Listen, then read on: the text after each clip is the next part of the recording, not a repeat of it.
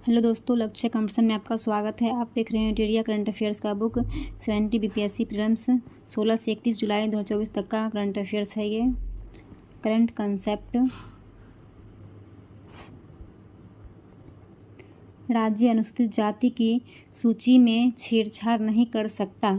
हाल ही में सर्वोच्च न्यायालय ने बिहार सरकार के उस फैसले को रद्द कर दिया है जिसमें ताती तत्वा जाति को अत्यंत पिछड़ा वर्ग की सूची से हटाकर उसे अनुसूचित जाति की सूची में पान स्वासी जाति के साथ मिला दिया गया था। सर्वोच्च न्यायालय का निर्णय। राज्य सरकार के पास संविधान के अनुच्छेद 341 के तहत प्रकाशित अनुसूचित जातियों की सूची में छेड़छाड़ करने की कोई क्षमता या अधिकार नहीं है और उसने निर्देश दिया कि इस समूह का अत्यंत पिछड़ा वर्ग की अपनी मूल श्रेणी में वापस लाया जाए।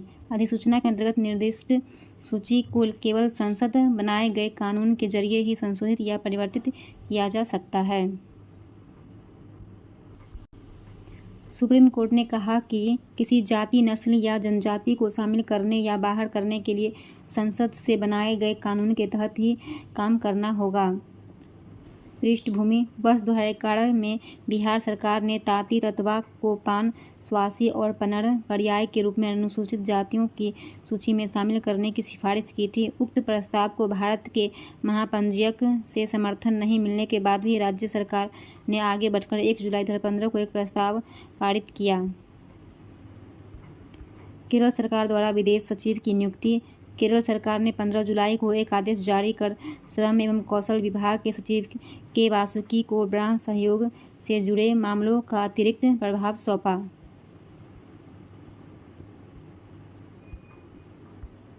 केंद्र सरकार के मंत्री द्वारा इस नियुक्ति को असंवैधानिक और केंद्र की जिम्मेदारियों पर अतिक्रमण बताया गया। विदेशी मामलों से संबंधित प्रावधान। 7वीं अनुसूची। विदेशी मामले। सभी मामले जो संघ को किसी विदेशी देश के साथ संबंध में लाते हैं को संघ सूची के रूप में सूचीबद्ध किया गया है। अनुच्छेद 253। संसद को किसी अन्य देश के साथ किसी संधि या किसी अंतर्राष्ट्रीय सम्मेलन आदि में लिए गए किसी निर्णय को लागू करने के लिए कोई भी कानून बनाने की शक्ति है। अनुच्छेद 293। राज्यों की उधार लेने की शक्ति पर क्षेत्रीय सीमाएं लगाता है। केंद्र सरकार का पक्ष। बाह्य सहयोग का अर्थ विभिन्न देशों विदेशों में भारतीय दूतावासों और मिशनों के साथ कार्य करना जो कार्य व्यापार आवंटन नियमों के अनुसार संघ सूची का हिस्सा है। कार्य आवंटन नियमों के अनुसार ये कार्य केवल विदेश मंत्रालय के माध्यम से भारत सरकार द्वारा ही किया जा सकते हैं। पर्यावरण प्रदर्शन सूचकांक 2024। हाल ही में Yale centre for environmental law and policy और Columbia centre of international earth science information network ने वर्ष 2024 में लिए पर्यावरण प्रदर्शन सूचकांक EPI जारी किया है। मुख्य बिंदु। सूचकांक 2024 में एंटोनिया 75.3 अंकों के साथ शीर्ष स्थान पर है। भारत 180 देशों में 27.6 अंकों के साथ 176वें स्थान पर है, जो केवल पाकिस्तान, वियतनाम, लाओस और म्यांमार से ऊपर है। EPI जलवायु परिवर्तन प्रदर्शन, पर्यावरणीय स्वास्थ्य और पारिस्थितिकी तंत्र की जीवन शक्ति के आधार पर 180 देशों को रैंक करता है। EPI संकेतक समस्याओं को पहचानने, लक्ष्य निर्धारित करने, प्रवृत्तियों पर नज़र रखने, परिणामों को समझने और सर्वोत्तम नीति प्रथाओं की पहचान करने का एक तरीका प्रदान करते हैं। विश्व के वनों की स्थिति रिपोर्ट 2024। हाल ही में खाद्य और कृषि संगठन FAO ने विश्व वन स्थिति रिपोर्ट का 2024 संस्करण जारी किया है। मुख्य विशेषताएं। वनों की कटाई दर 1990 से 2002 में 15.8 मिलियन हेक्टेयर प्रति वर्ष से घटकर 2015 से 2020 में 10.2 मिलियन हेक्टेयर प्रति वर्ष हो गई है। वर्ष 2010 से 20 तक वन क्षेत्र में औसत वार्षिक शुद्ध वृद्धि के मामले में भारत तीसरे स्थान पर है। 2020 तक वन लगभग 4.1 बिलियन हेक्टेयर या पृथ्वी के भूमि क्षेत्र का 31% हिस्सा फैला हुआ था। वैश्विक मैंग्रोव क्षेत्र 14.8 मिलियन हेक्टेयर है, जिसमें दक्षिण और दक्षिणी पूर्व एशिया लगभग 44% क्षेत्र को कवर करता है।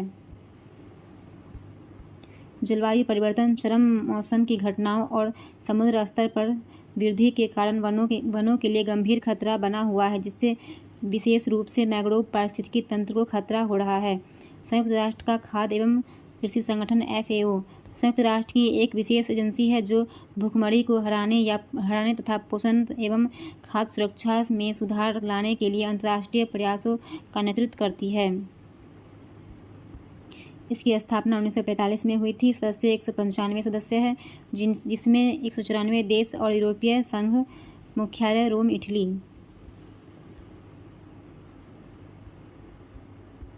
प्रधानमंत्री जनजातीय उन्नत ग्राम अभियान। केंद्रीय वित्त मंत्री ने जनजातीय समुदायों की सामाजिक आर्थिक स्थिति में सुधार के लिए प्रधानमंत्री जनजातीय उन्नत ग्राम अभियान की घोषणा की है। मुख्य बिंदु। प्रधानमंत्री जनजातीय उन्नत अभियान में 63,000 गाँवों को शामिल करने की परिकल्पना की गई है और इसका लक्ष्य देश भर में 5 करोड़ जनजातीय लोगों को लाभान्वित करना है। यह योजना जनजातीय बाहुल्य गाँव और आकांक्षी जिलों में जनजातीय परिवारों के लिए संपूर्ण कवरेज अपनाएगी। इस अभियान से आदिवासी समुदायों की सामाजिक आर्थिक स्थिति में सुधार आएगा। हालांकि बजट में इस बात का ब्यौरा नहीं दिया गया है कि इसके लिए कितनी धनराशि अलग रखी जा रही है या इस पैकेज को कैसे लागू किया जाएगा। विश्व धरोहर समिति का 46वां सत्र। विश्व धरोहर समिति के 46वें सत्र की बैठक 21 से 31 जुलाई 2024 तक नई दिल्ली के भारत मंडप में आयोजित की गई। मुख्य विशेषताएं। विश्व धरोहर समिति के 46वें सत्र की मेजबानी भारत द्वारा विकास भी विरासत भी की थीम के तहत की गई है। भारत द्वारा पहली बार विश्व धरोहर समिति की बैठक की मेजबानी की गई। भारत ने विकासशील देशों में क्षमता निर्माण पहलों और संरक्षण परियोजनाओं को समर्थन देने के लिए यूनेस्को विश्व विरासत केंद्र को $1 मिलियन देने का वचन दिया। भारत के चराईदेव मोइदाम, असम में अहोम राजवंश के प्राचीन दफन टीले को उसके ऐतिहासिक महत्व के लिए विश्व धरोहर स्थल के रूप में मान्यता दी गई। इस प्रकार अब भारत के विश्व धरोहर स्थलों की कुल संख्या 43 हो गई है। विश्व धरोहर समिति। यह समिति विश्व धरोहर स्थलों का चयन और निगरानी करता है, विश्व धरोहर कोष का प्रबंधन करता है तथा वित्तीय सहायता प्रदान करता है। भारत विश्व धरोहर समिति का स्थायी सदस्य नहीं है। इसे 2021 से 25 तक के कार्यकाल के लिए चुना गया है। दरबार हॉल और अशोक हॉल का नाम बदलकर क्रमशः गणतंत्र मंडप और अशोक मंडप रखा। हाल ही में राष्ट्रपति द्रौपदी मुर्मू ने राष्ट्रपति भवन के 2 महत्वपूर्ण हॉल दरबार हॉल और अशोक हॉल का नाम बदलकर क्रमशः गणतंत्र मंडप और अशोक मंडप किया है। मुख्य बिंदु। दरबार हॉल में राष्ट्रीय पुरस्कारों की प्रस्तुति जैसे महत्वपूर्ण समारोह और उत्सव आयोजित किए जाते हैं। दरबार शब्द का अर्थ भारतीय शासकों और अंग्रेजों की दरबारों और सभाओं से है। भारत के गणतंत्र बनने के बाद इसकी प्रासंगिकता नहीं रही है। अशोक हॉल मूलतः एक नृत्यशाला वॉशरूम थी। अशोक शब्द का अर्थ है ऐसा व्यक्ति जो सभी कष्टों से मुक्त या किसी भी दुख से मुक्त है। इसके अलावा अशोक से तात्पर्य एकता और शांतिपूर्ण सह अस्तित्व के प्रतीक सम्राट अशोक से है। अशोक हॉल का नाम बदलकर अशोक मंडप करने से भाषा की एक रूपता बन जाती है और अशोक शब्द से जुड़े हुए मूल्यों ज्यों के त्यों बने रहते हैं, किंतु अंग्रेजीकरण हट जाता है। एक वैज्ञानिक और एक उत्पाद। भारतीय कृषि अनुसंधान परिषद कृषि और पशुपालन के क्षेत्र में अनुसंधान को बेहतर बनाने के लिए अपना एक वैज्ञानिक एक उत्पाद कार्यक्रम शुरू करेगा। मुख्य बिंदु। इस पहल के तहत संस्था के सभी 5,521 वैज्ञानिकों को एक उत्पाद, तकनीक, मॉडल, अवधारणा या एक अच्छा प्रकाशन तैयार करने का लक्ष्य दिया गया है।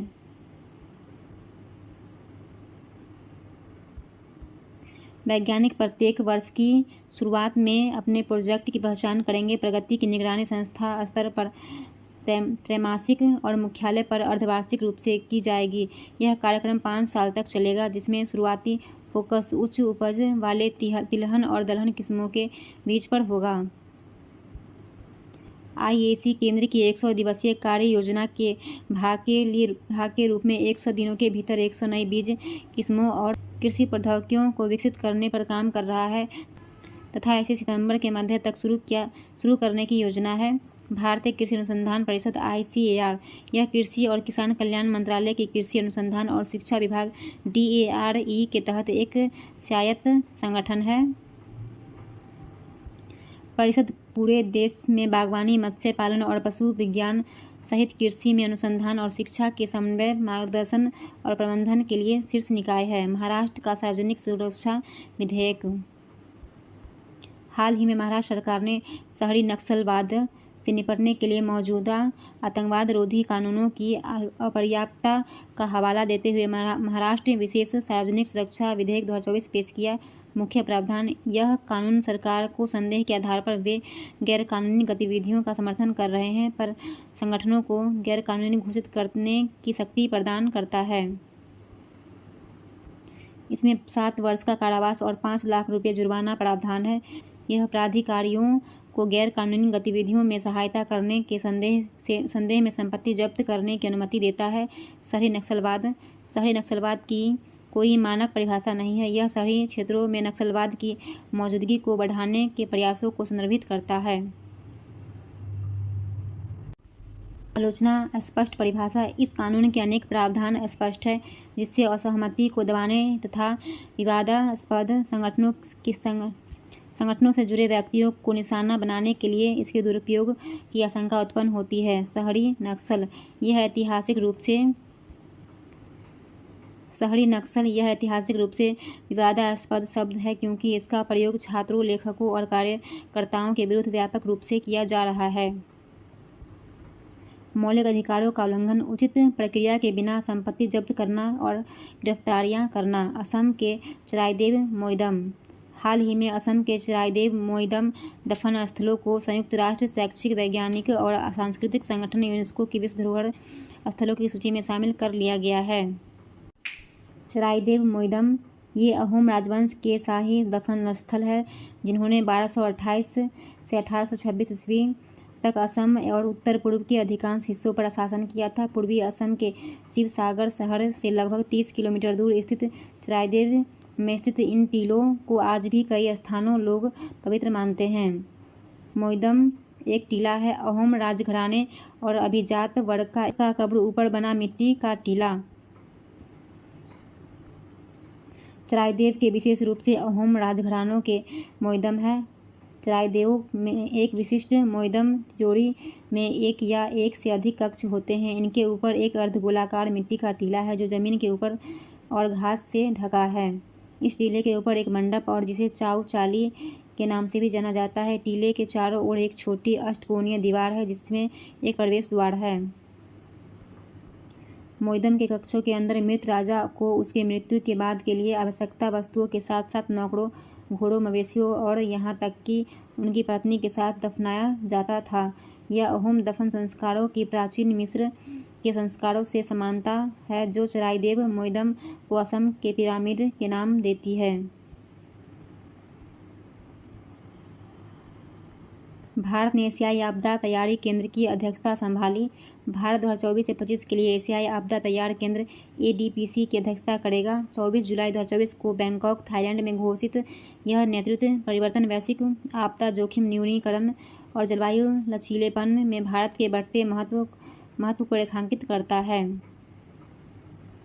एशियाई आपदा तैयारी केंद्र ADPC वर्ष 1986 में स्थापित ADPC के स्वायत्त अंतर्राष्ट्रीय संगठन है जो एशिया और प्रशांत क्षेत्र में आपदा जोखिम न्यूनीकरण और जलवायु लचीलापन निर्माण के सहयोग और कार्यान्वयन के लिए समर्पित है। इसकी स्थापना भारत और 8 पड़ोसी देशों बांग्लादेश, कंबोडिया, चीन, नेपाल, पाकिस्तान, फिलीपींस, श्रीलंका और थाईलैंड द्वारा की गई है।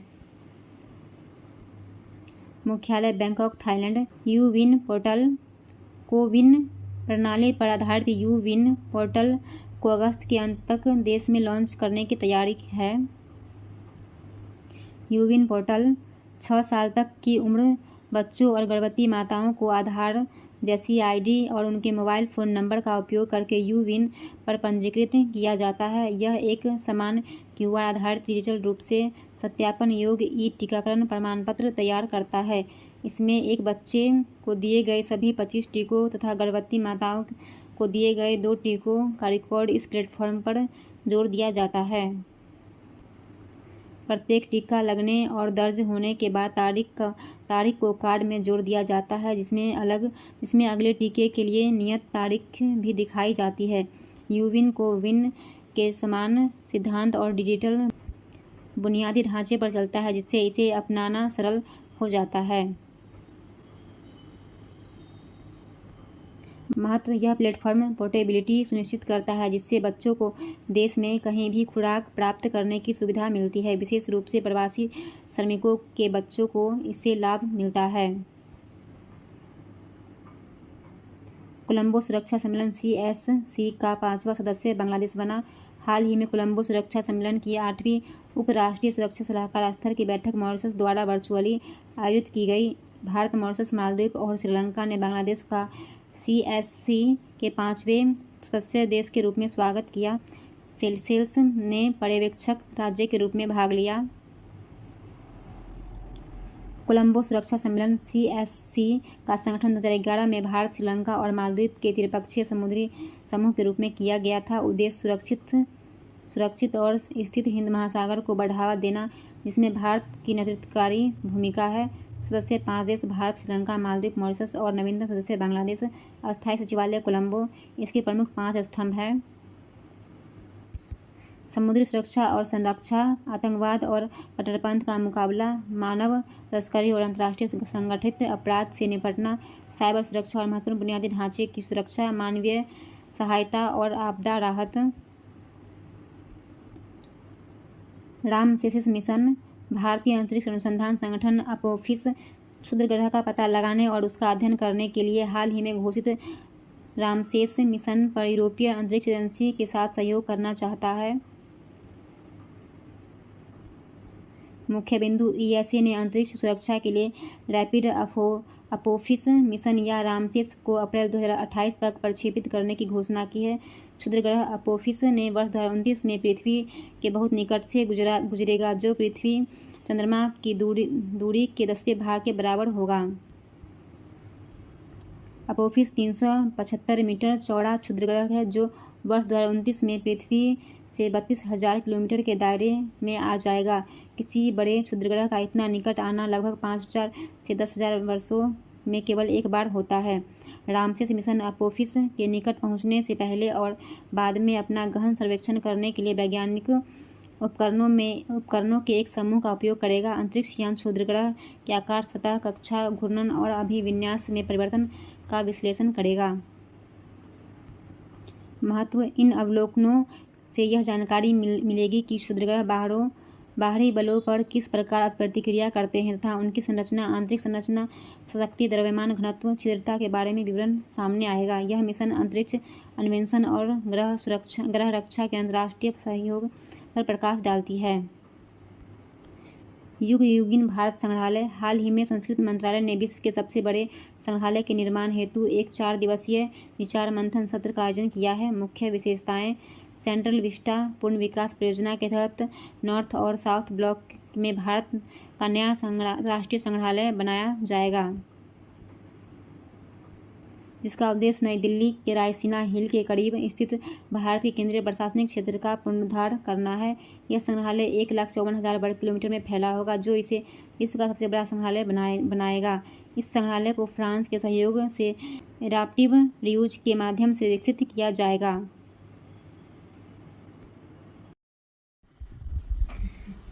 चांदीपुरा वायरस। गुजरात के कई जिलों में चांदीपुरा वायरस के फैलने का संदेह है और इसके प्रभाव से कई बच्चों के मौत की पुष्टि हुई है।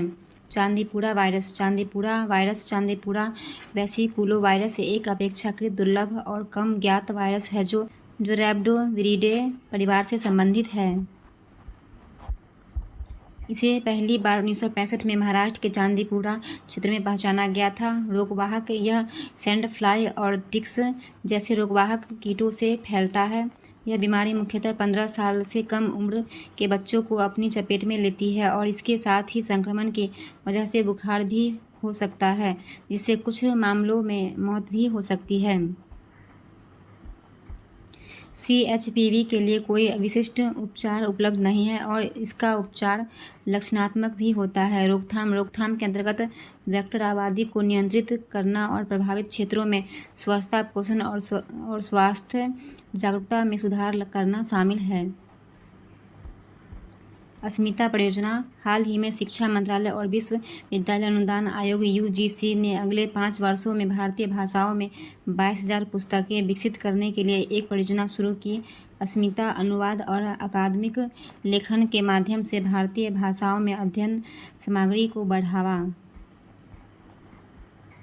मुख्य बिंदु यह यूजीसी और भारतीय भाषा समिति, जो शिक्षा मंत्रालय के तहत एक उच्च स्तरीय समिति है, का संयुक्त प्रयास है। इसका लक्ष्य 22 अनुसूचित भाषाओं में से प्रत्येक में 1,000 शीर्षक यानी कुल 22,000 पुस्तकें तैयार करना है। अस्मिता परियोजना में 13 नोडल विश्वविद्यालय का नेतृत्व करने के लिए जिलों का चयन किया गया।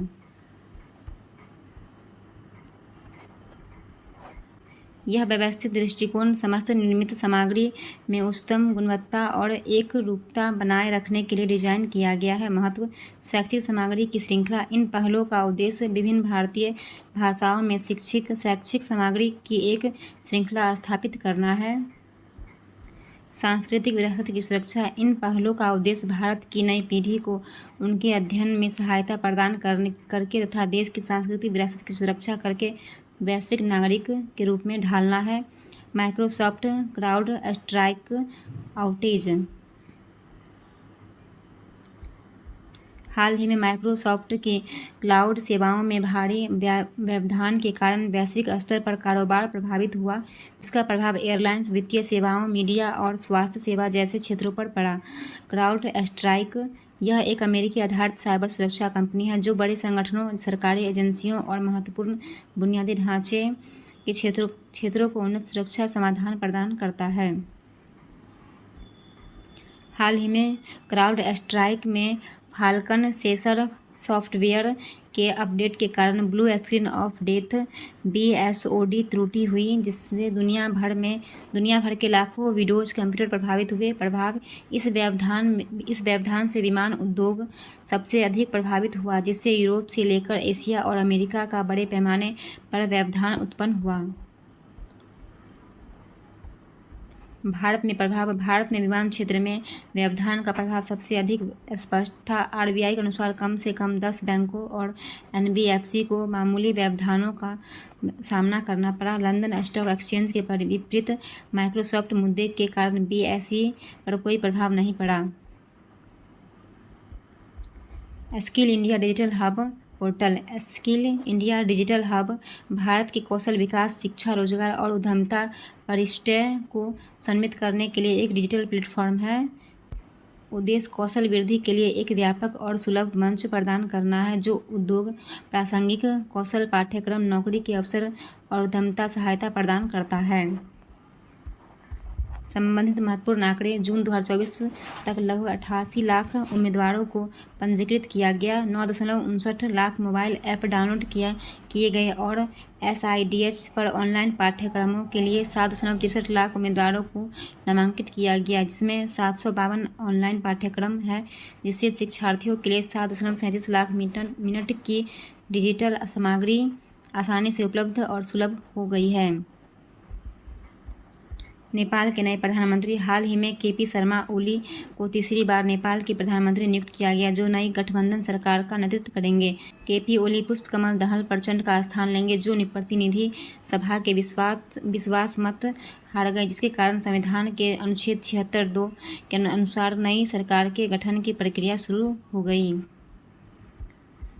राष्ट्रपति रामचंद्र पौडेल ने ओली को नेपाल कम्युनिस्ट पार्टी, एकीकृत मार्क्सवादी लेनिनवादी CPAN, UML, Nepali Congress NC गठबंधन का नया प्रधानमंत्री नियुक्त किया। भारत के लिए चिंताएं: belt and road initiative Bharat संप्रभुता और क्षेत्रीय अखंडता के मुद्दों पर चीन के BRI की कड़ी आलोचना करता है। नेपाल 2017 में इस पहल में शामिल हो गया था, किंतु नेपाल में अभी तक बीजिंग के साथ कार्यान्वयन समझौता पर हस्ताक्षर नहीं किए हैं।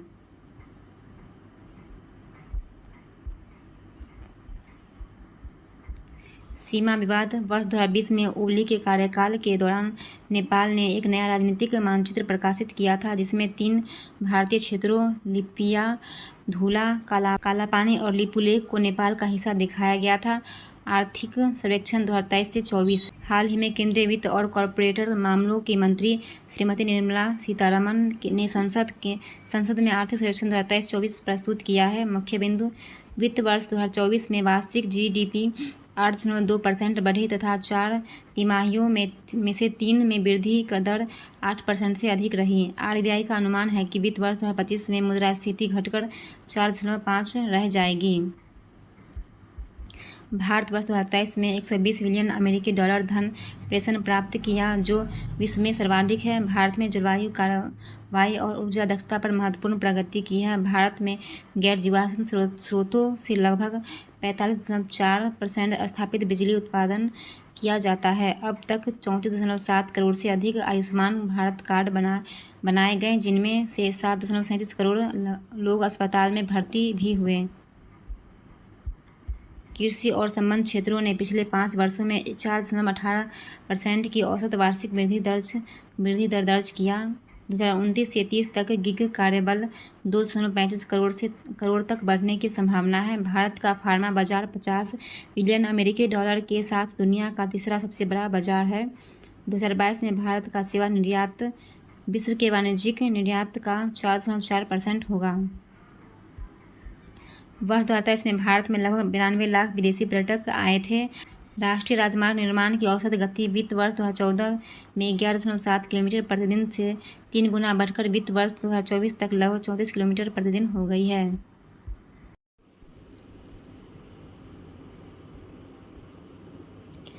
सकल पर्यावरण उत्पाद GEP। हाल ही में उत्तराखंड सरकार ने घोषणा की है कि वह अपने प्राकृतिक संसाधनों का मूल्यांकन सकल पर्यावरण उत्पाद GEP के रूप में शुरू करेगी। सकल पर्यावरण उत्पाद GEP किसी भी क्षेत्र की पारिस्थितिकी सेवाओं का माप है। IUCN के अनुसार इसे किसी क्षेत्र में वार्षिक मानव कल्याण के लिए आपूर्ति की जाने वाली अंतिम पारिस्थितिकी तंत्र वस्तुओं और सेवाओं के कुल मूल्य के रूप में परिभाषित किया जाता है। इसे जैव भौतिक मूल्य और मौद्रिक मूल्य के संदर्भ में मापा जाता है। जिन पारिस्थितिकी तंत्रों को मापा जा सकता है उनमें प्राकृतिक पारिस्थितिकी तंत्र जैसे वन, घास के मैदान, आर्द्रभूमि, रेगिस्तान, मीठे पानी और महासागर और कृत्रिम प्रणालियां शामिल हैं। उत्तराखंड दुनिया का पहला राज्य है जहां पारिस्थितिकी तंत्र के विकास का आकलन सकल पर्यावरण उत्पाद सूचकांक के माध्यम से किया जाएगा। महत्व: इसके आकलन में पारिस्थितिकी और अर्थव्यवस्था के बीच बेहतर सामंजस्य स्थापित होगा। GEP इंडेक्स से पर्यावरण के प्रति जागरूकता भी बढ़ेगी। मोंगला बंदरगाह। हाल ही में भारत ने बांग्लादेश के मोंगला बंदरगाह पर एक टर्मिनल के परिचालन अधिकार प्राप्त करके एक महत्वपूर्ण राजनीतिक जीत हासिल की है। महत्व: रणनीतिक महत्व: इस घटनाक्रम को हिंद महासागर के बीजिंग के बढ़ते प्रभाव का मुकाबला करने तथा रणनीतिक रूप से महत्वपूर्ण विदेशी बंदरगाहों पर पैर जमाने के लिए नई दिल्ली के व्यापक प्रयासों के हिस्से के रूप में देखा जा रहा है।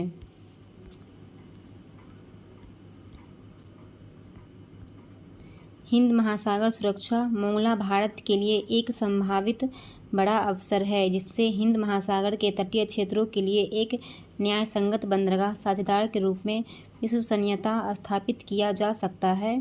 भू-रणनीतिक महत्व: चीन के ऊर्जा आयात का लगभग 80% हिस्सा हिंद महासागर से होकर गुजरता है। मोंगला बंदरगाह पर भारत की परिचालन अधिकार इस क्षेत्र में भारत के प्रभाव को बढ़ाएगा और क्षेत्रीय सुरक्षा को मजबूत करेगा।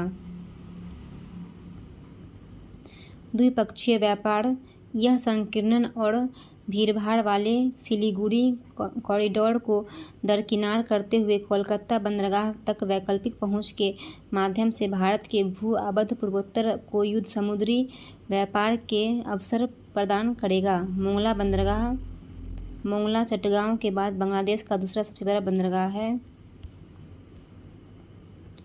यह बांग्लादेश के बागेरहाट जिले में स्थित है, जो बंगाल की खाड़ी के तट से 6.2 किलोमीटर उत्तर में स्थित है। यह पसूर नदी और मोंगला नदी से संगम पर स्थित है तथा बंदरगाह सुंदरवन मैंग्रोव वन से घिरा हुआ है। क्वाड 24 हाल ही में क्वाड विदेश मंत्रियों की बैठक जापान के टोक्यो में आयोजित हुई। क्वाड शिखर सम्मेलन 2024 की मेजबानी भारत करेगा। हालांकि भारत में क्वाड शिखर सम्मेलन 2024 की विशिष्ट तिथि की अंतिम रूप नहीं दिया गया है, लेकिन यह पुष्टि की गई है कि शिखर सम्मेलन वर्ष के अंतिम में होगा। बैठक से जुड़ी मुख्य बिंदु।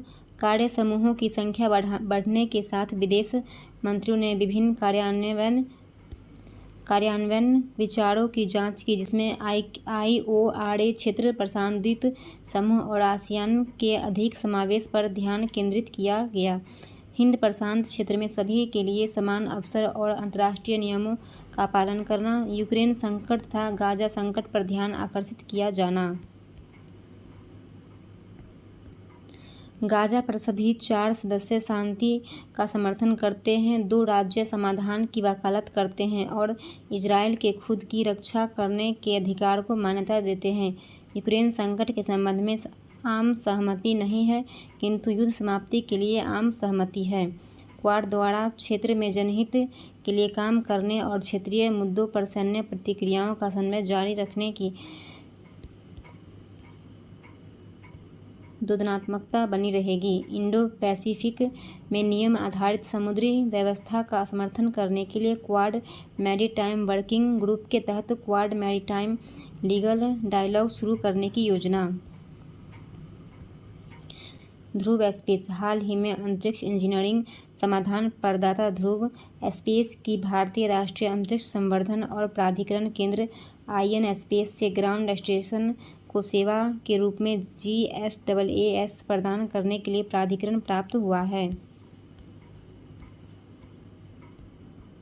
महत्व। वास्तविक समय उपग्रह संचार प्राधिकरण इसे महत्वपूर्ण ग्राउंड सपोर्ट प्रदान करने में सक्षम बनाएगा, जिससे वास्तविक समय उपग्रह संचार और नियंत्रण सक्षम होगा। परिचालन लागत में कमी। यह वाणिज्यिक क्षमता, विश्वसनीय डेटा ट्रांसमिशन सुनिश्चित करती है, मिशन लचीलापन बढ़ाती है और परिचालन लागत को कम करती है। नवाचार प्रोत्साहन। GSAAS प्राधिकरण स्टार्टअप को उन्नत ग्राउंड स्टेशन सुविधाओं तक पहुंच प्रदान करके अनुसंधान और विकास में तेजी लाकर और मिशन उद्देश्यों पर संसाधनों को केंद्रित कर नवाचार को बढ़ावा देगा।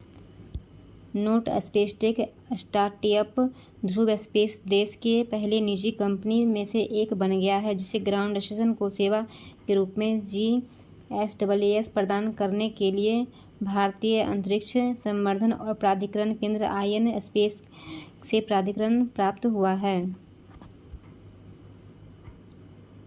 राष्ट्रीय घटनाक्रम।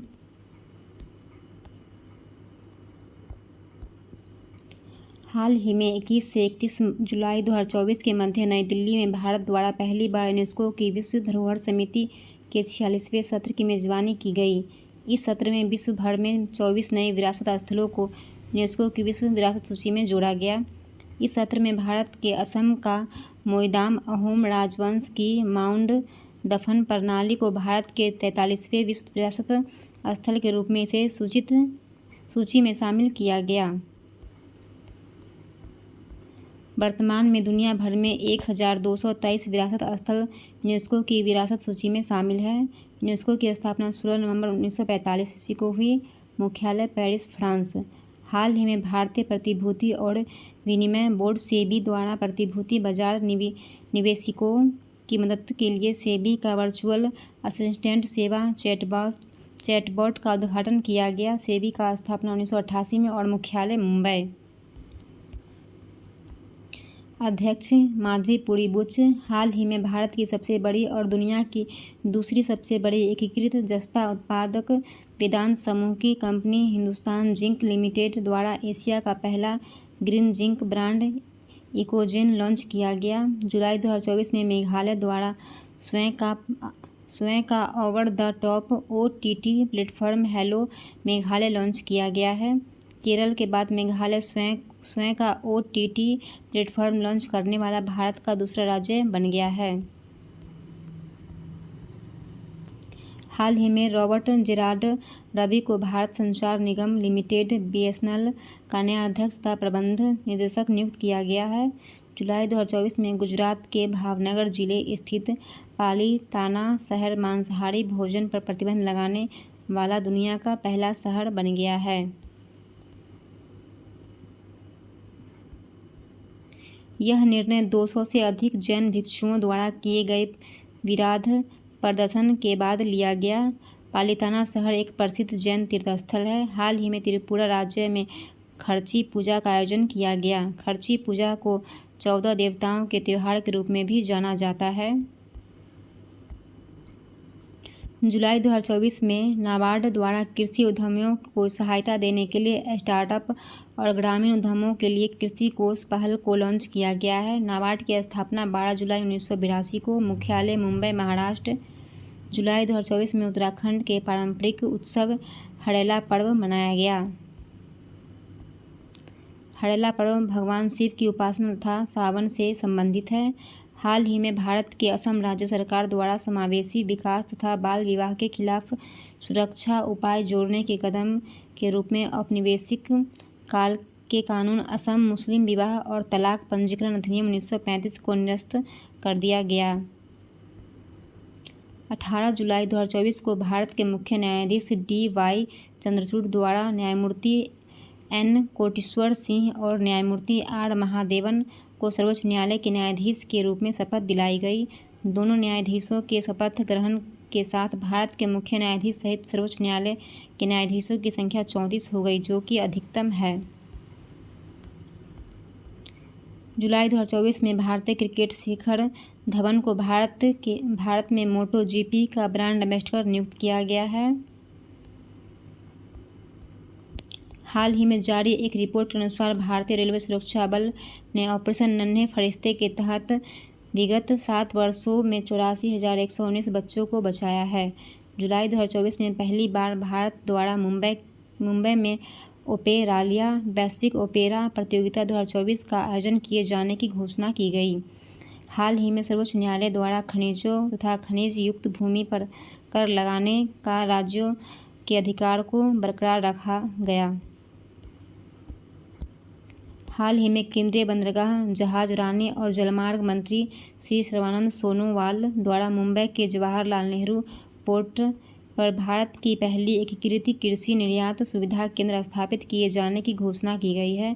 CRA द्वारा जारी मध्य वार्षिक वायु गुणवत्ता मूल्यांकन रिपोर्ट के अनुसार असम मेघालय सीमा पर स्थित बर्निहाट शहर देश का सर्वाधिक प्रदूषित शहर बन गया है।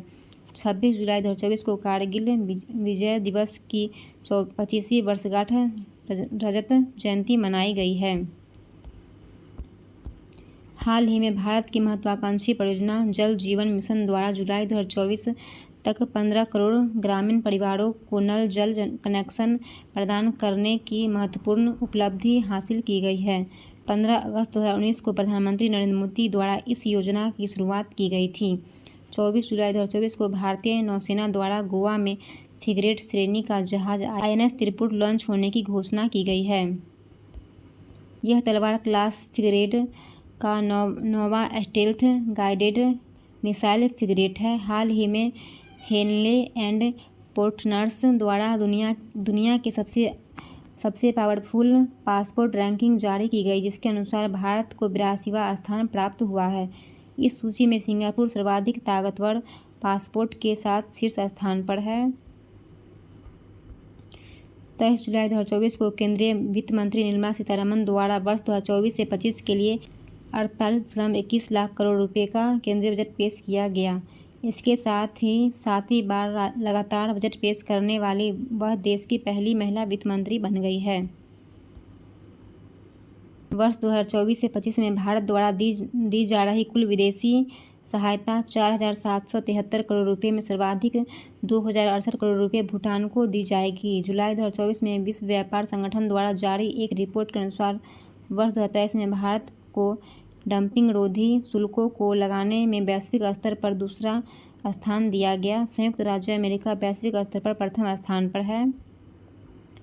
WTO की स्थापना 1 जनवरी 1995। WTO के मुख्यालय जिनेवा, स्विट्जरलैंड। जुलाई 2024 में केंद्रीय पर्यावरण, वन तथा जलवायु परिवर्तन मंत्री भूपेंद्र यादव द्वारा IIT दिल्ली में आइडियाज़ फॉर लाइफ पहल की शुरुआत की गई। हाल ही में कैंटर वर्ल्ड पैनल की नवीनतम ब्रांड फुटप्रिंट रैंकिंग के अनुसार पार्ले जी भारत का शीर्ष एफएमसीजी ब्रांड बन गया है। भारत के शीर्ष 3 एफएमसीजी ब्रांड पार्ले, ब्रिटानिया, अमूल। जुलाई 2024 में केंद्रीय संस्कृति और पर्यटन मंत्री गजेंद्र सिंह शेखावत द्वारा दिल्ली के ऐतिहासिक हुमायूं के मकबरे में देश के पहले भूमिगत संग्रहालय का उद्घाटन किया गया। हुमायूं के मकबरे का निर्माण हुमायूं के मृत्युपरांत उनकी पत्नी हमीदा बानो बेगम द्वारा करवाया गया था। वर्ष 1993 में इसे यूनेस्को विश्व विरासत स्थल के रूप में नामित किया गया। जुलाई 2024 में गोवा के मुख्यमंत्री श्री प्रमोद सावंत द्वारा प्रधानमंत्री सूर्य घर मुफ्त बिजली योजना के साथ तालमेल बैठाते हुए गोयम विनामूल्य येवजन योजना की शुरुआत की गई। जुलाई 2024 में भारतीय विदेश मंत्री एस जयशंकर द्वारा वियतनाम के दौरे के दौरान राजधानी लाओस में रामलला पर पहली डाक टिकट का अनावरण किया। हाल ही में भारत सरकार द्वारा बांग्लादेश के मोगला बंदरगाह का संचालन अधिकार हासिल कर लिया। मोगला बंदरगाह बांग्लादेश का दूसरा सबसे बड़ा बंदरगाह है। हाल ही में टाइम मैगजीन के 2024 के दुनिया के सबसे बेहतरीन जगहों में भारत के 3 स्थल म्यूजियम ऑफ सॉल्यूशंस मुंबई, मनम चॉकलेट हैदराबाद और dining restaurant NWR Himachal Pradesh को शामिल किया गया। जुलाई 2024 में आरबीआई द्वारा बिलडेस्क इंडियन तथा अमेजन पे और क्रॉस बॉर्डर पेमेंट का लाइसेंस मिला है। आरबीआई की स्थापना 1 अप्रैल 1935 को यंग हिटलर आयोग का संबंध आरबीआई की स्थापना से है। मुख्यालय मुंबई। गवर्नर शक्तिकांत दास। आरबीआई के प्रथम गवर्नर आर्चबोर्न स्मिथ। आरबीआई के प्रथम भारतीय गवर्नर सी.डी. देशमुख। हाल ही में भारत सरकार के द्वारा स्पेस स्टार्टअप ध्रुव स्पेस को सैटेलाइट ट्रैकिंग सुविधा स्थापित करने की मंजूरी दी गई। हाल ही में हरियाणा सरकार द्वारा अग्निवीरों को पुलिस भर्ती में 10% आरक्षण देने का ऐलान किया है। हरियाणा के मुख्यमंत्री नायब सिंह सैनी। हाल ही में महाराष्ट्र सरकार द्वारा राज्य के शिक्षित बेरोजगार युवाओं को आर्थिक सहायता प्रदान करने के उद्देश्य से लाडला भाई योजना की शुरुआत की गई है। इस योजना के तहत डिप्लोमा होल्डर्स को 8,000 तथा ग्रेजुएट युवा को 10,000 रुपये प्रतिमाह दिया जाएगा। हाल ही में भारतीय विदेश मंत्री एस जयशंकर द्वारा मॉरिशस में भारत के पहले विदेशी जन औषधि केंद्र का उद्घाटन किया गया। हाल ही में उत्तराखंड के मुख्यमंत्री श्री पुष्कर सिंह धामी द्वारा सकल पर्यावरण उत्पाद सूचकांक जारी करने वाला पहला राज्य बन गया है। उत्तराखंड पहला राज्य है जो अपने 4 प्राकृतिक संसाधनों वायु, जल, वन और मिट्टी को मौद्रिक मूल्य प्रदान करने के लिए सकल पर्यावरण उत्पाद लॉन्च किया है। जुलाई 2024 में तेलंगाना के मुख्यमंत्री ए रेवत रेड्डी द्वारा सिविल सेवा उम्मीदवारों को वित्तीय आर्थिक सहायता प्रदान करने के उद्देश्य से राजीव गांधी सिविल्स अभयहस्तम योजना की शुरुआत की गई है। हाल ही में शिक्षा मंत्रालय, यूजीसी और भारतीय भाषा समिति ने उच्च शिक्षा में भारतीय भाषा साहित्य को बढ़ावा देने के लिए अस्मिता योजना को लॉन्च किया है। अस्मिता अनुवाद और अकादमिक लेखन के माध्यम से भारतीय भाषाओं में अध्ययन सामग्री को बढ़ाना। पहल का लक्ष्य अगले 5 वर्षों में भारतीय भाषाओं और क्षेत्रीय भाषाओं में 22,000 प्रभावशाली पुस्तकें विकसित करना है। 16 जुलाई 2024 को केंद्रीय विज्ञान और प्रौद्योगिकी राज्य मंत्री डॉक्टर जितेंद्र सिंह द्वारा महामारी तैयारी नवाचार गठबंधन CEPI के तहत फरीदाबाद, हरियाणा के translation health science and technology institute THSTI में एशिया की पहली स्वास्थ्य अनुसंधान संबंधी प्री क्लिनिक नेटवर्क सुविधा का उद्घाटन किया गया।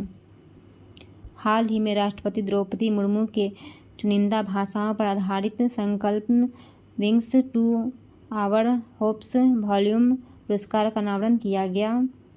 जुलाई 2024 में नीति आयोग द्वारा जारी electronics powering India's participation in global value chains शीर्षक वाली रिपोर्ट में भारत के लिए 2030 तक इलेक्ट्रॉनिक्स विनिर्माण में $500 बिलियन का महत्वाकांक्षी लक्ष्य निर्धारित किया है।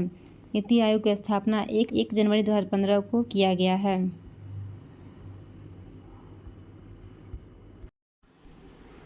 अंतर्राष्ट्रीय घटनाक्रम।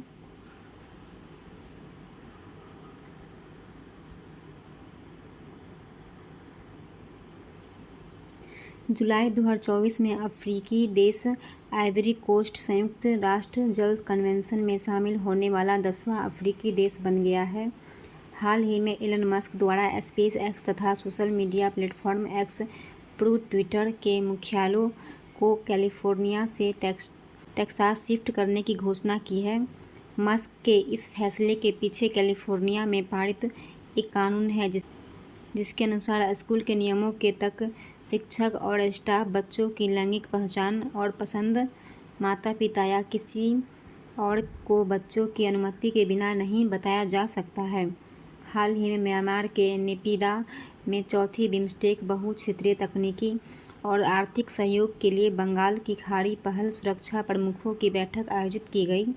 इस बैठक में भारत का प्रतिनिधित्व भारत के राष्ट्रीय सुरक्षा सलाहकार अजीत डोभाल द्वारा किया गया। बिम्स्टेक की स्थापना 1997 ईस्वी में हुआ। सदस्यों की संख्या 7 बांग्लादेश, भारत, श्रीलंका, थाईलैंड, म्यांमार, नेपाल और भूटान। मुख्यालय ढाका, बांग्लादेश। जुलाई 2024 में दक्षिण अमेरिका देश कोलंबिया द्वारा पारंपरिक सांडों की लड़ाई पर प्रतिबंध लगाने के प्रावधान वाले विधेयक पर हस्ताक्षर किया गया। हाल ही में श्रीलंका में वार्षिक कटारगामा एसाला उत्सव मनाया गया। यह उत्सव विभिन्न धर्मों में मनाया जाता है। कथारगामा का मुख्य मंदिर महादेवला हिंदू युद्ध के देवता संकद को समर्पित है। 18 जुलाई 2024 को यूरोपीय संसद द्वारा जर्मनी की उर्सुला वॉन डेर लेयन को यूरोपीय आयोग के अध्यक्ष के रूप में दूसरे 5 वर्षीय कार्यकाल के लिए चुना गया है। जुलाई 2024 में माल्टा की राजनीतिज्ञ रॉबर्टा मेट्सोला को दूसरी बार यूरोपीय संसद का अध्यक्ष चुना गया।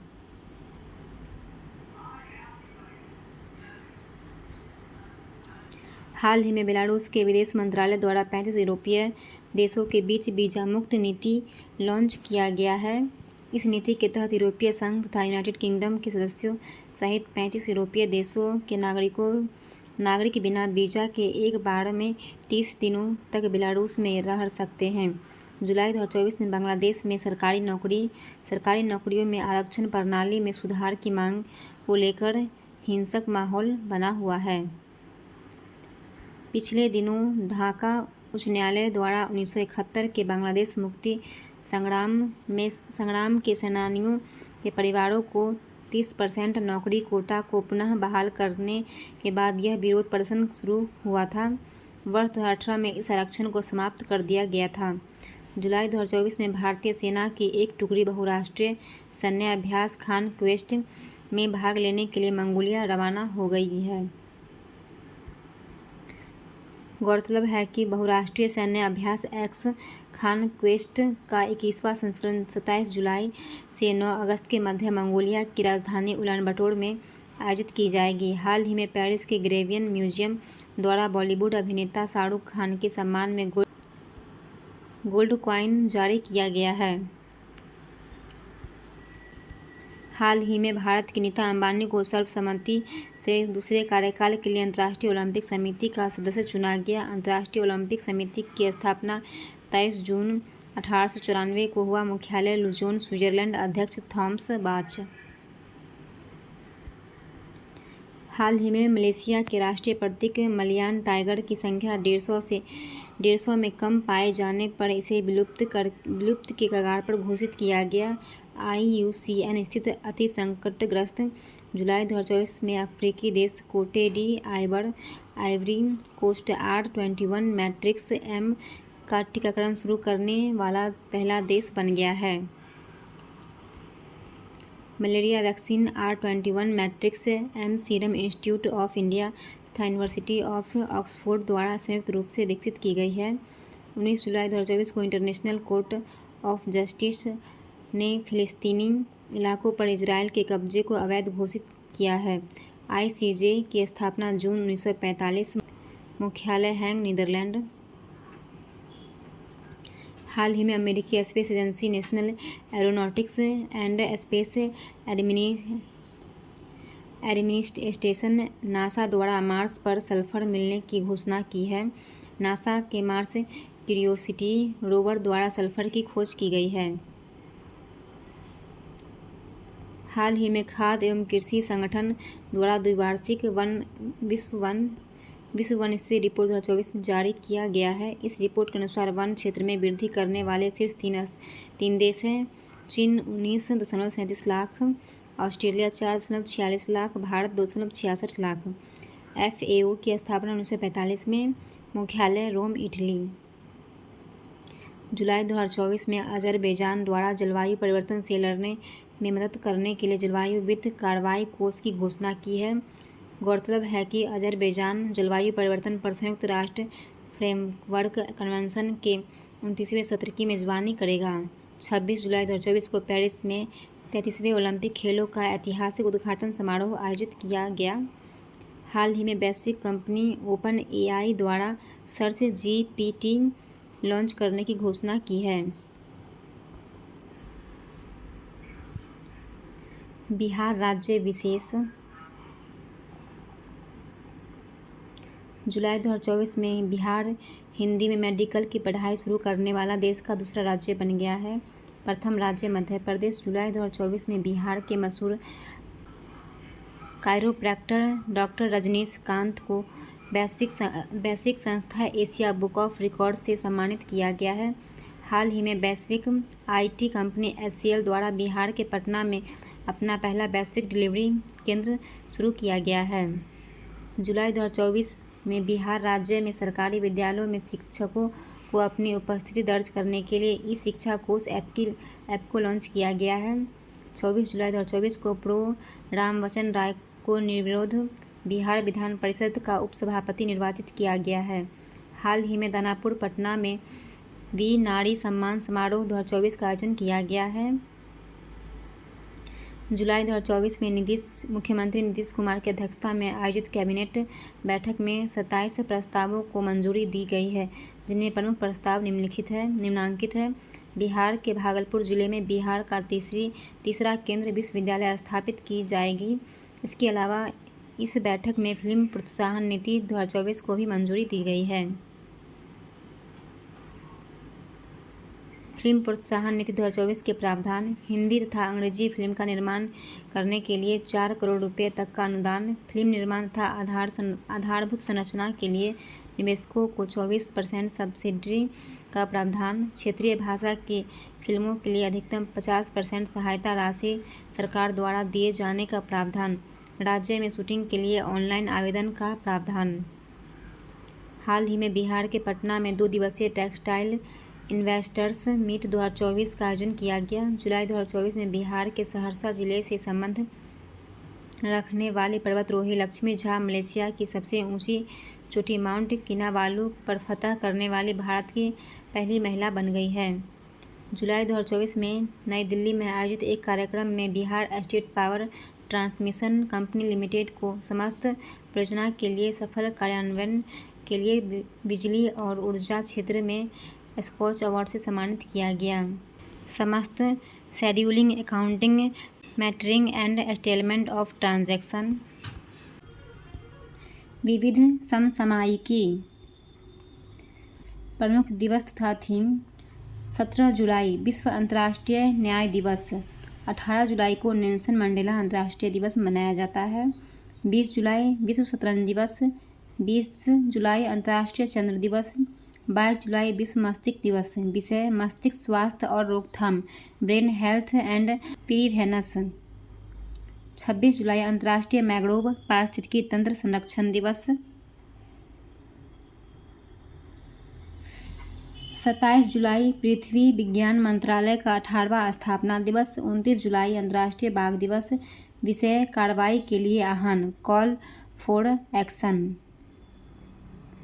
नियुक्ति: नियुक्ति। जुलाई 2024 में 1983 बैच की सेवानिवृत्त IAS आधिकारिक प्रीति सूदन को संघ लोक सेवा आयोग का नया अध्यक्ष नियुक्त किया गया है। प्रीति सूदन श्रीमती RM बाथ्यू 1992 से 96 के बाद UPSC की अध्यक्ष के रूप में नियुक्त होने वाली दूसरी महिला है। जुलाई 2024 में राष्ट्रपति द्रौपदी मुर्मू द्वारा 9 राज्यों के राज्यपाल और पुदुचेरी के उपराज्यपाल की नियुक्ति की गई। नवनियुक्त राज्यपालों की सूची। राज्यपाल तेलंगाना के राज्यपाल जिष्णु देव वर्मा, सिक्किम के राज्यपाल ओम प्रकाश माथुर, झारखंड संतोष कुमार गंगवार, छत्तीसगढ़ रामेन डेका,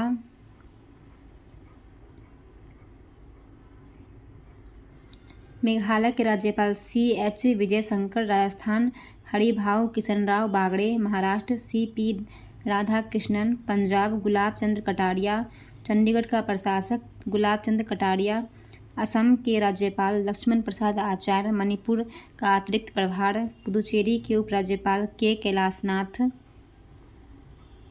जुलाई 2024 में रॉबर्ट जेरार्ड रवि को भारत संचार निगम लिमिटेड का नया प्रबंधन निदेशक नियुक्त किया गया है। जुलाई 2024 में भारत के पूर्व विदेश सचिव विनय मोहन क्वात्रा को अमेरिका में भारत का नया राजदूत नियुक्त किया गया है। भारत के वर्तमान विदेश सचिव विक्रम मिस्त्री। जुलाई 2024 में निकोलस मादुरो लगातार तीसरे कार्यकाल के लिए वेनेजुएला के राष्ट्रपति निर्वाचित किए गए हैं। जुलाई 2024 में निकोलस मादुरो लगातार तीसरे कार्यकाल के लिए वेनेजुएला के राष्ट्रपति निर्वाचित किए गए हैं।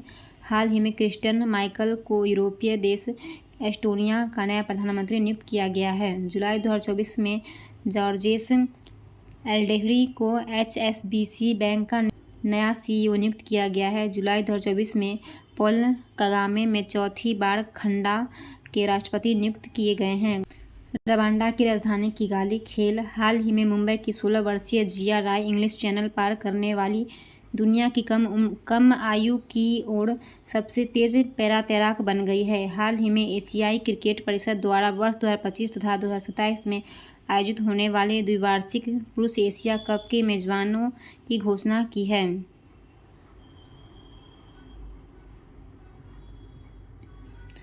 भारत में वर्ष 2025 में होने वाली T20 एशिया कप की मेजबानी करेगा।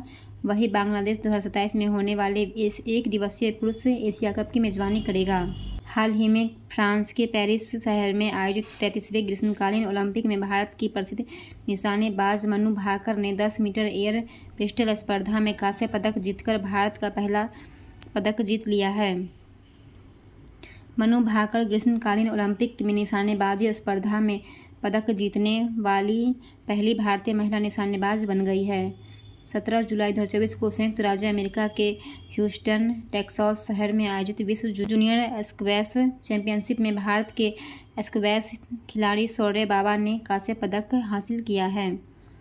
हाल ही में इंटरनेशनल ओलंपिक कमेटी द्वारा भारतीय निशानेबाज अभिनव बिंद्रा को ओलंपिक ऑर्डर से सम्मानित किए जाने की घोषणा की गई है। यह सम्मान श्री बिंद्रा को अगस्त में पेरिस में आयोजित होने वाले 142वें IOC सत्र के दौरान दिया जाएगा। इसके पूर्व भारतीय प्रधानमंत्री इंदिरा गांधी को यह अवार्ड दिया जा चुका है। हाल ही में भारतीय हॉकी गोलकीपर PR श्रीजेश द्वारा पेरिस ओलंपिक के बाद इंटरनेशनल हॉकी से संन्यास लेने की घोषणा की गई है। जुलाई 2024 में भारत के दिग्गज टेनिस खिलाड़ी लिएंडर पेस तथा विजय अमृतराज को international tennis hall of fame में शामिल किए जाने की घोषणा की गई है। इस सूची में शामिल होने वाले ये एशिया के पहले खिलाड़ी हैं। 21 जुलाई 2024 को इंग्लैंड के बाथ में आयोजित 65वें इंटरनेशनल मैथ ओलंपियाड प्रतियोगिता में भारत को चौथा स्थान प्राप्त हुआ है।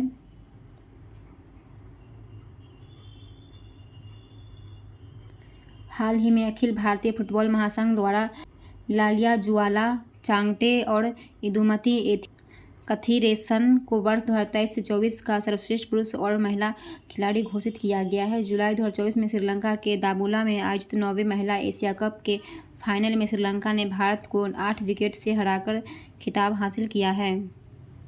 हाल ही में अंतर्राष्ट्रीय ओलंपिक समिति द्वारा सऊदी अरब द्वारा ओलंपिक स्पोर्ट्स खेल 2025 की मेजबानी किए जाने की घोषणा की गई है।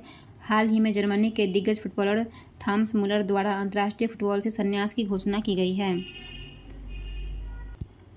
पुरस्कार। हाल ही में भारतीय रेत कलाकार सुदर्शन पटनायक ने सेंट पीटर्सबर्ग, रूस में आयोजित अंतर्राष्ट्रीय रेत मूर्ति कला चैंपियनशिप में गोल्डन सैंड मास्टर का पुरस्कार जीता है। जुलाई 2024 में वी वेंदाचलम को पी वेंकैया एपिग्राफी पुरस्कार 2024 से सम्मानित किया गया है। अभिलेखों के अध्ययन को एपिग्राफी कहा जाता है। हाल ही में केंद्रीय आवास और शहरी मंत्रालय द्वारा मध्य प्रदेश को प्रधानमंत्री स्वनिधि योजना में ऋण प्रदर्शन में और नवाचार श्रेणी में बड़े राज्यों में प्रथम पुरस्कार दिया गया है। पीएम स्वनिधि योजना एक केंद्रीय क्षेत्र की योजना है जिसकी शुरुआत 1 जून 2020 को की गई है। यह योजना स्ट्रीट वेंडर्स को किफ़ायती ऋण प्रदान करने के लिए 1 वर्ष की अवधि के लिए 10,000 रुपये तक के असपासरिक मुक्त कार्यशील पूंजी ऋण की सुविधा प्रदान करता है। समय पर पूर्ण भुगतान पर 7% की दर से ब्याज सब्सिडी। प्रथम ऋण का समय पर भुगतान करने पर दूसरे तथा तीसरे चरण में क्रमशः 20,000 और 50,000 की उच्च ऋण पात्रता।